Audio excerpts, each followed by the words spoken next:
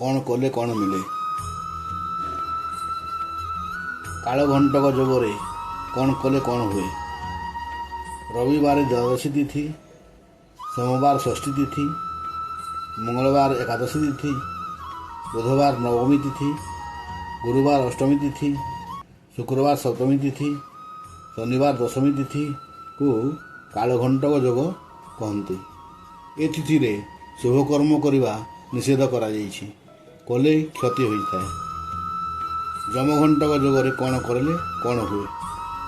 ରବିବାର ମଘାସ ନକ୍ଷତ୍ର ଓ ଉତ୍ତରା ଫାଲ୍ଗୁନୀ ନକ୍ଷତ୍ର, ସୋମବାର ପୁଷ୍ୟା ଓ ଅଶ୍ଳେଷା ନକ୍ଷତ୍ର, ମଙ୍ଗଳବାର ଅଶ୍ୱିନୀ, ଦ୍ୱିଜା ଓ ଅନୁରାଧା ନକ୍ଷତ୍ର, ବୁଧବାରରେ ହସ୍ତା, ଆରଦ୍ରା ଓ ଉତ୍ତରା ଫାଲ୍ଗୁନୀ ନକ୍ଷତ୍ର, ଗୁରୁବାରରେ ମୂଳା, ଉତ୍ତର ଭାଦ୍ରପଦା ଓ ରେବତୀ ନକ୍ଷତ୍ର, ଶୁକ୍ରବାରରେ ସ୍ୱାତି ଓ ରୋହିଣୀ ନକ୍ଷତ୍ର, ଶନିବାର ଶ୍ରବଣା ବା ଶତଭିଷା ନକ୍ଷତ୍ର ହେଲେ ଯମଘଣ୍ଟକ ଯୋଗ ହୁଏ।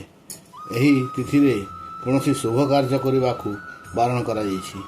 ନ ମାନି ଯଦି କରନ୍ତି ତେବେ ବହୁତ କ୍ଷତି ହୋଇଥାଏ।